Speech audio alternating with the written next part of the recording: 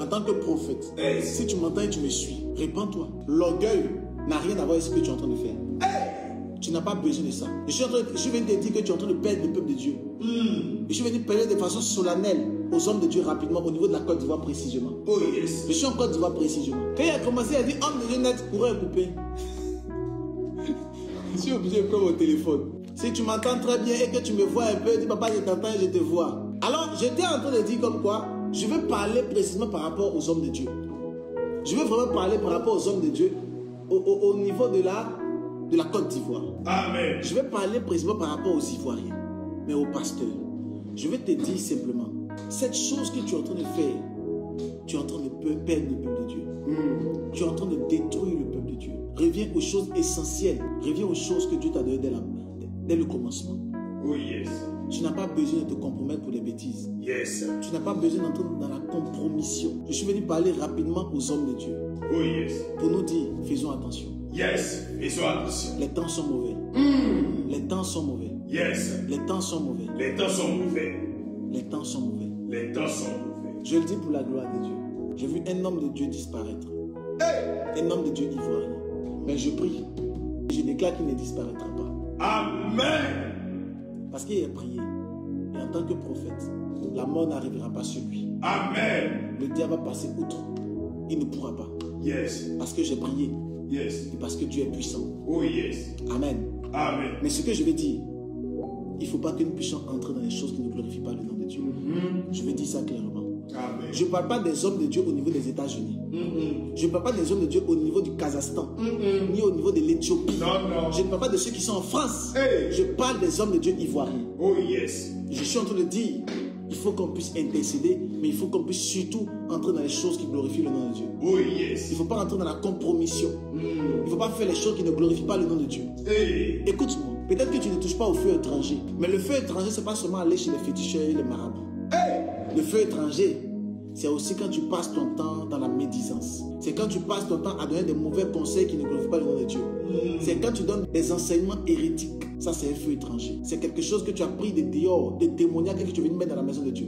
Apocalypse, le dernier verset. La Bible a dit, le livre de la loi ne retranchait rien et n'ajoutait rien. Apocalypse, Dieu a dit, ne retranchez rien et n'ajoutez rien. Celui qui ajoute est parti prendre un feu étranger pour le mettre. En fait, lorsque Dieu parle du feu étranger, est-ce que je peux les expliquer ça? Quand Dieu parle du feu étranger, dans le feu, il y a le feu. Quand on parle d'étranger, c'est quelque chose qui n'est pas ici. C'est quelque chose qui vient du dehors. C'est quelque chose qui vient d'autre. C'est quelque chose qui quitte ailleurs pour venir. Donc quand Dieu parle du feu étranger, il parle d'un feu qui n'est pas à l'interne. C'est un feu qui est dehors, que tu vas prendre et que tu envoies dedans. C'est ça le problème de Dieu. Les gens ont pensé que Dieu parlait de la puissance. Le feu n'est pas seulement le symbole de la puissance. Le feu est aussi le symbole de l'enseignement. Voilà pourquoi il dit dans sa parole qu'il n'y a pas beaucoup de personnes qui enseignent le peuple de Dieu. Parce qu'en enseignant, ils peuvent envoyer le feu étranger dans la maison de Dieu. Alors je suis venu parler aux enfants de Dieu. Je suis venu parler aux hommes de Dieu. N'envoie pas le feu étranger. N'envoie pas. Nous sommes arrivés au 21e siècle où les hommes de Dieu passent le temps à insulter les gens. J'entends des hommes de Dieu qui sont arrogants et qui passent le temps à insulter, qui passent le temps à critiquer. Je te vois même souvent, même peut-être sur les réseaux sociaux, et tu passes ton temps à insulter les gens. Et tu cries, et tu manques de respect, et tu dis des abominations. Des fois même tu maudis. Pourtant la Bible parle de la bénignité. Amen. Les valeurs qui devaient être la nôtre n'existent plus. Les valeurs des hommes de Dieu a pris la fuite. Les valeurs des enfants de Dieu a pris la fuite. Et l'Esprit de Dieu m'a mis à cœur de parler précisément aux Ivoiriens. Je ne parle pas d'une autre nation. L'Esprit de Dieu m'a pas parlé de deux. L'Esprit de Dieu m'a parlé de la Côte d'Ivoire. Et des hommes de Dieu de Côte d'Ivoire. Tu vois des hommes de Dieu qui s'asseyent sur la plateforme publique et puis ils disent des paroles qui ne ressemblent pas à la parole de Dieu. Je ne sais pas où ils ont fait sortir la parole. Je ne sais pas c'est quel esprit qui les anime et qui les habite. La sagesse n'est plus en nous. Amen. La Bible a dit, dans le livre des 1 Corinthiens, la Bible a dit clairement qu'on a reçu différents dons. D'accord? Diverses manières d'opération. D'accord? Et la Bible a dit que c'est le même Dieu qui opère tout en tous. C'est le même Dieu qui opère tout en tous. Donc le même Dieu qui a donné la diversité d'opérations, Yes. qui a donné la diversité du ministère. Yes. Mais c'est le même esprit qui opère tout en tous. Il opère tout En tous. en tous. Il opère toutes ces choses spirituelles, mais en nous. Donc lorsque Dieu opère ces choses, il nous donne aussi la sagesse. Il nous donne aussi le discernement. Il nous donne des choses assez qui donnent la valeur à notre Dieu. Yes.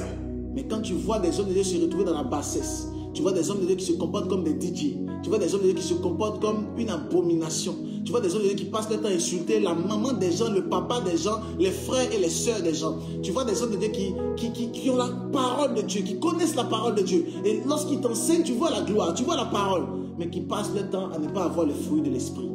Il a dit clairement, même si tu t'envoles et que tu n'as pas d'amour, cela est vain. Ouais. Même si tu parles en langue et que tu n'as pas ce que Dieu veut, tu es comme une cymbale retentissante. Yes. En d'autres termes, tu es comme un tam-tam. Tu ne dis rien, tu ne fais rien. Faisons attention. Attention. Faisons attention. Attention. Et le pire, c'est que la Bible dit clairement dans l'Apocalypse, ils ne sont pas en train de se détruire eux-mêmes, mais ils se détruisent et ils détruisent le maximum de personnes. Et ça, c'est le plan de Satan. Le Satan ne veut pas, le diable ne veut pas mourir seul. Il veut mourir et il veut entraîner le maximum de personnes. Voilà pourquoi la Bible dit dans Apocalypse chapitre 12, verset 12, mais allez à la terre, car le diable est descendu vers vous, animé d'une grande colère, sachant qu'il a peu de temps. Il a plus de temps. Généralement, les hommes de Dieu sont en train de se comporter comme Satan. Ils sont animés d'une grande colère. Et c'est comme s'ils ont peu de temps. Et ils sont en train de traîner le maximum de personnes, en enfer, dans la confusion totale. Voilà pourquoi je vais te dire, à toi en tant qu'enfant de Dieu, avant d'avoir un père spirituel, prie beaucoup.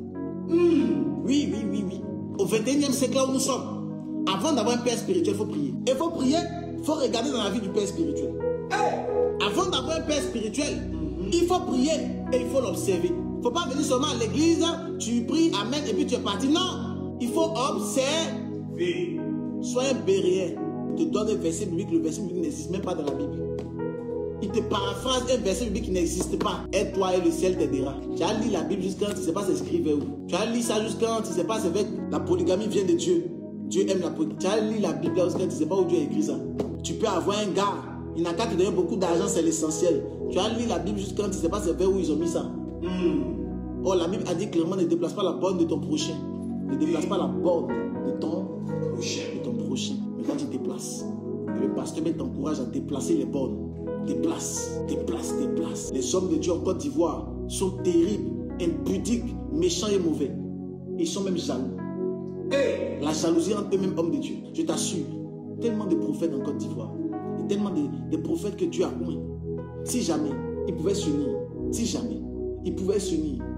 et commencer à prier pour la nation, et commencer à prier pour la nation ivoirienne, si jamais les prophètes pouvaient s'unir, si jamais les prophètes pouvaient créer ce qu'on appelle la garnison des prophètes, si jamais les prophètes pouvaient créer ce qu'on appelle une garnison des prophètes, une armée angélique, prophétique, afin de changer le maximum de personnes, mais ils ne peuvent pas. Parce que le problème, c'est que dès qu'ils vont commencer net, il y aura un problème de leadership. Oui. Il y aura un problème de leadership. L'autre va dire, comme je prophétise beaucoup, toi tu ne prophétises pas, c'est moi je suis le patron, toi tu n'es pas le patron. Et l'autre va jamais savoir que lui il est plus grand que moi. Il ne peut pas. Et tous ont la même tête. Ils ont le même niveau. Et ça fait en sorte que le peuple de Dieu est dans la désolation et la Côte d'Ivoire est dans la désolation. Je dis et je le réitère, le problème de la Côte d'Ivoire, c'est le problème des hommes de Dieu. C'est les hommes de Dieu qui ont plongé la Côte d'Ivoire dans ce qu'ils sont. Tu vois, les gens viennent te parler de la Côte d'Ivoire, puis nous sommes dans le noir, non? Hein? C'est prophétique. L'électricité, c'est pas coupé cadeau. C'est pas coupé en vain. Et quand ça va arriver aussi en vain. Parce que moi, je suis un prophète, j'ai la capacité de lire les choses qui arrivent dans la suite des temps. Rien ne peut m'arriver sans que Dieu ne veuille me parler. Et la dernière fois, j'ai enseigné dessus. Je vous ai dit que Dieu nous parle par la nature, par les événements et par les choses qui nous entourent. C'est par cela que Dieu nous parle. Donc la lumière même qui s'est coupée là, c'est un message voilé de Dieu. Les ténèbres qui sont arrivées au niveau de la Côte d'Ivoire sont à cause des hommes de Dieu.